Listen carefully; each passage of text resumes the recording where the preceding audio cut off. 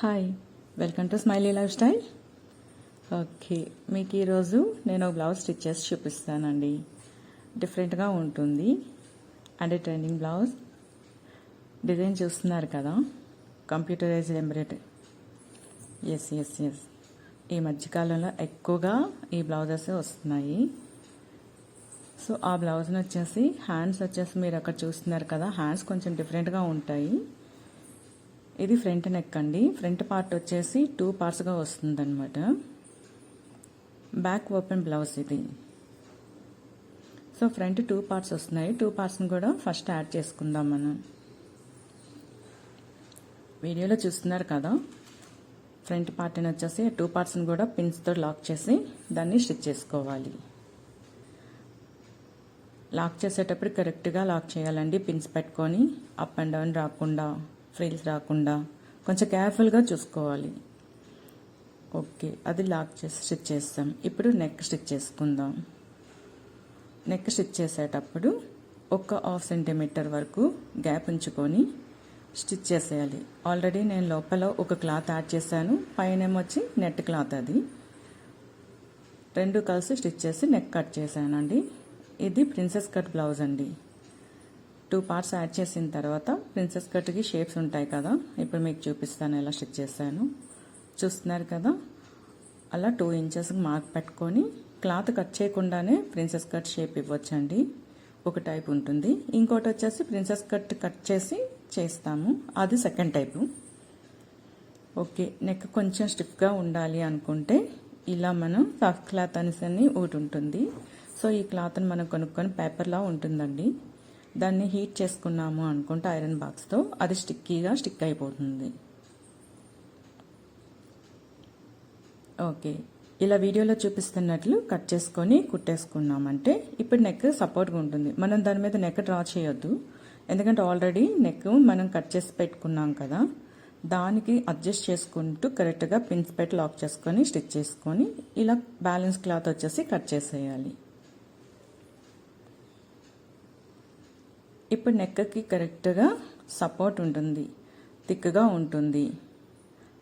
Neck సాగిపోయే chances ఎక్కువ ఉండవన్నమాట, ఇలా మనం కానీ సపోర్ట్ చేసుకొని పెట్టుకున్నామంటే ఈ క్లాత్తో.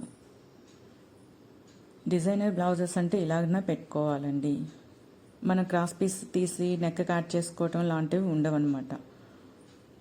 ఆల్రెడీ ఇది డిజైన్ బ్లౌజ్ కదా, నెక్ దగ్గర సపోర్ట్ ఉండాలి. సో మీరు చూస్తున్నారు కదా, అలా రౌండ్ షేప్ తీసుకొని మళ్ళీ బ్యాక్ మర్చి ఒక స్టిచ్ చేసుకోవాలండి సెకండ్ టైము. ఇప్పుడు ఫోల్డ్ చేసుకొని ఫైనల్ ఫినిషింగ్ ఇవ్వాలండి. వీడియోలో చూస్తున్నట్లు కొంచెం జాగ్రత్తగా పట్టుకొని నెక్కి అనుకూలంగా మనం తిప్పుకుంటూ స్లోగా స్టిచ్ చేసుకోవాలి. ఎస్, నెక్ రెడీ అయిపోయింది. వావ్, చాలా బాగా వచ్చింది కదా. ఓకే, ఫ్రంట్ పార్ట్ కిందన వచ్చేసి నడుం దగ్గర బెల్ట్ వేసుకోవాలి. నేను ఆల్రెడీ పీస్ యాడ్ చేసున్నాను, దాన్ని ఫోల్డ్ చేసేసి స్టిచ్ చేసి కంప్లీట్ చేస్తాను. Front part ready. ఇప్పుడు బ్యాక్ పార్ట్కి వద్దాం. బ్యాక్ పార్ట్ వచ్చేసి బ్యాక్ ఓపెన్ అని చెప్పాను కదండి, బ్యాక్ ఓపెన్ దగ్గర కొంచెం చిన్న కర్వ్స్ ఇచ్చాను నేను. చిన్న డిఫరెంట్గా ఉండాలి కదా బ్లౌజ్ బ్యాక్ సైడ్ అని చెప్పేసి చిన్న కర్వ్స్ ఇచ్చాను. దానికి కూడా సేమ్ సాక్స్ క్లాత్ యాడ్ చేసుకొని సపోర్ట్ ఇచ్చాను. ఇది హుక్, ఇది 2 వైపులా హుక్ పట్టి ఒకటిని, హుక్ నాట్ పట్టి ఒకటి, 2 కూడా సేమ్ ఒకేలాగా కట్ చేసుకొని షేప్స్ ఇచ్చి స్టిచ్ చేసుకోవాలండి. ఎగ్జాక్ట్గా మెజర్మెంట్స్ తీసుకోవాలి.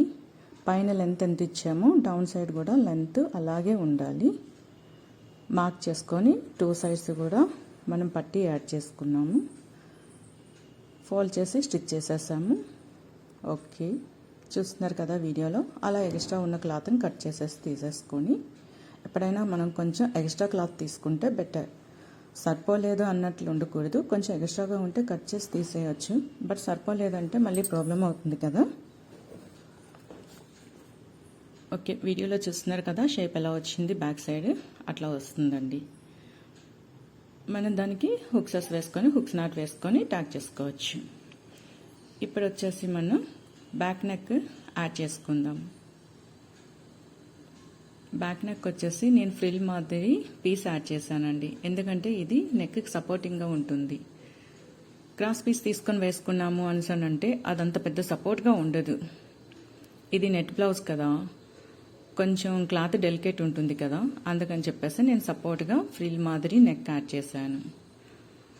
ఇప్పుడు వచ్చేసి బ్యాక్ సైడ్ హ్యాండ్స్కి వచ్చేసి డిజైన్ ఇచ్చాడండి, అది హ్యాండ్స్కి సెట్ అవ్వలేదని చెప్పి నేను back side down side add చేశాను. వీడియోలో చూస్తున్నారు కదా, అది స్లీవ్కి ఇచ్చిన డిజైన్. నేను కొంచెం డిఫరెంట్గా ఉంటుంది కదా అని చెప్పేసి స్లీవ్ డిజైన్ వచ్చేసి స్లీవ్కి సెట్ అవ్వలేదండి. సో దీన్ని ఇలా వేస్ట్ చేయకూడదు, ఏం చేయాలి అని ఆలోచించి అలా ప్లాన్ చేశాను. బాగుంది కదా బ్యాక్ పార్ట్కి డౌన్ సైడ్ దాని డిజైన్ యాడ్ చేయడం. ఓకే, ఇప్పుడు షోల్డర్స్ యాడ్ చేసుకుందామని. షోల్డర్స్ యాడ్ చేసుకున్నాక ఇదిగోండి ఇలా వస్తుంది వీడియోలో చూస్తున్నట్లు. డబల్ స్టిచ్ చేసుకోవాలి షోల్డర్స్కి. నెక్స్ట్ వచ్చేసి స్లీవ్స్ యాడ్ చేసుకోవటమే. స్లీవ్స్ వచ్చేసి ఇది ఏ టైప్ స్లీవ్ మీకు తెలుసా?